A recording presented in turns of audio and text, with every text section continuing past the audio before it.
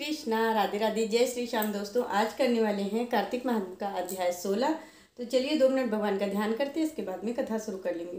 बोलो कृष्ण कन्हैया लाल की जय, गोविंद भगवान की जय।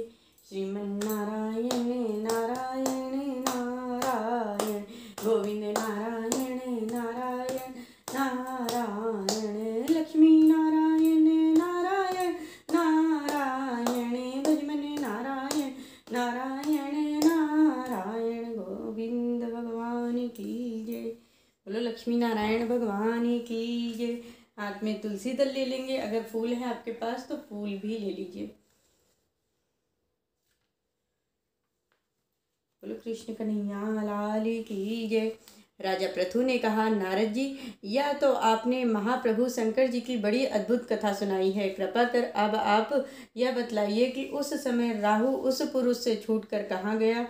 जब राजा पृथु ने देवऋषि नारद से ऐसा प्रश्न पूछा तो देवऋषि ने कहा, उससे छूटने पर वह बर्बर नाम से विख्यात हो गया और मानो नया जन्म पाकर उसने अपने आप को धन्य माना। वह धीरे धीरे जलंधर के पास गया। वहां जाकर उसने शंकर जी की चेष्टा कही। उसे सुनकर दैत्यराज को बड़ा क्रोध आया और उसने सब दैत्यों को सेना सजाने की आज्ञा दे दी। काल नेमी और शुंभ निशुंभ आदि सभी महाबली दैत्य तैयार होने लगे। एक से एक महाबली दैत्य करोड़ों की संख्या में निकलकर युद्ध के लिए संबद्ध हो गए। महाप्रतापी सिंधुपुत्र शिव जी से युद्ध के लिए निकला। उसके आगे महर्षि शुक्र और छिन्न सिर राहु हुआ। फिर तो उसी समय जलंधर का मुकुट खिसक कर पृथ्वी पर गिर गया। आकाश में मेघ छा गए और बड़े अपशगुन होने लगे।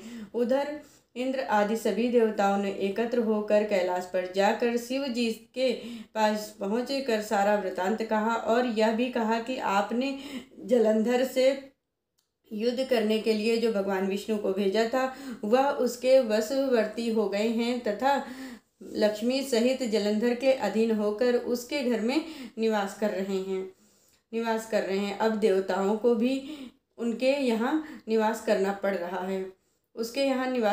रहा है, अब वह सागर पुत्र आपसे युद्ध करने के लिए आ रहा है, अतएव आप उसे मारकर हमारी रक्षा कीजिए। देवताओं से यह सब सुनकर शंकर जी ने भगवान विष्णु से पूछा, ऋषिकेश, युद्ध में आपने जलंधर का संहार क्यों नहीं किया और वैकुंठ को छोड़कर आप उसके घर कैसे चले गए। यह सुनकर भगवान विष्णु ने हाथ जोड़कर नम्रता पूर्वक शंकर जी से कहा, उसे आपका अंशिवा लक्ष्मी जी का भाई होने के कारण नहीं मारा। वह बड़ा ही वीर, वह देवताओं से अजय है। मैं सत्य कहता हूँ कि उसे कोई भी नहीं मार सकता है। इस पर मैं मुग्ध होकर मैंने स्वयं उसके घर में रहने का वर दे दिया और इसी कारण मैं उसके घर में रहता हूँ। हे सूरवीर विष्णु, आप यह क्या कर रहे हैं। उस दैत्य जलंधर को मैं अवश्य मारूंगा, इसमें कुछ भी संदेह नहीं है। अब आप सब देवता जलंधर को मेरे द्वारा मरा हुआ जानकर अपने स्थान को जाइए। जब शंकर जी ने ऐसा कहा तो सभी देवता संदेह रहित होकर अपने स्थान को चले गए। ठीक उसी समय पराक्रमी जलंधर अपनी विशाल सेना के साथ कैलाश पर्वत को घेर कर सिंहनाद करने लगा। दैत्यों के नाद और कोलाहल से शिव जी क्रुद्ध हो गए और उन्होंने अपने नंदीगढ़ आदि सभी गढ़ों को उसके साथ युद्ध करने की आज्ञा दे दी। कैलाश पर्वत के समीप भीषण युद्ध होने लगा। दैत्य अनेकों प्रकार के अस्त्र शस्त्र बरसाने लगे। मेरी मृदंग, शंख, तीरों, हाथी और घोड़ों और रथों के शब्दों से पृथ्वी कांपने लगी। युद्ध में कट कर मरे हुए हाथी, घोड़े और पैदलों का पहाड़ सा लग गया, जिससे युद्ध की भूमि और आगम्य हो गई।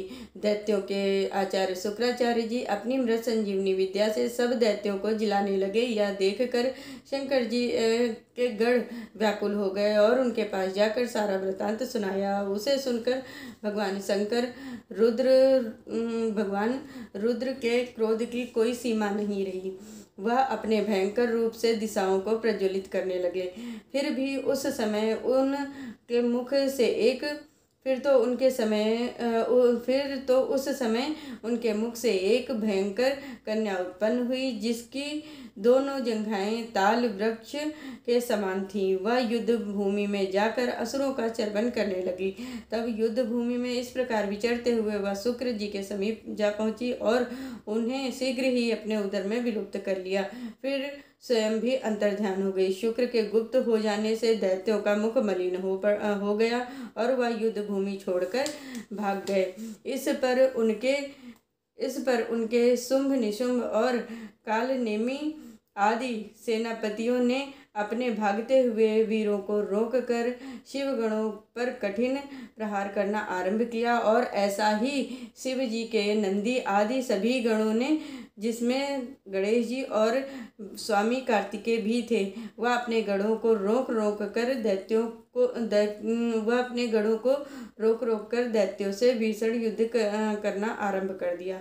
बोलो कृष्ण कन्हैया लाल की जय, भगवान शंकर की जय। श्रीमन नारायण नारायण नारायण, गोविंद नारायण नारायण नारायण, लक्ष्मी नारायण नारायण नारायण। बोलो लक्ष्मी नारायण भगवान की जय। मैंने आज आप सभी लोगों से कार्तिक महात्मा का अध्याय 16 कहा है। इस कथा को ज़्यादा से ज़्यादा शेयर करिए। जो लोग कार्तिक का स्नान कर रहे हैं, प्लीज़ उन लोगों तक इस कथा को ज़्यादा से ज़्यादा पहुँचाइए। हरे कृष्णा, राधे राधे।